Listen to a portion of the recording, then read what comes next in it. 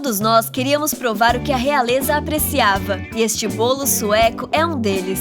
Foi nomeado bolo de princesa porque se diz que as princesas gostam dele. Ele faz um bolo perfeito para um chá de panela, para aniversário ou uma festa temática de princesa. Aqui está uma versão do agora mundialmente famoso bolo com camadas de pão de ló arejado e chantilly. A companhia da cozinha irá levá-lo passo a passo para fazer este lindo bolo sueco. Vamos para a cozinha!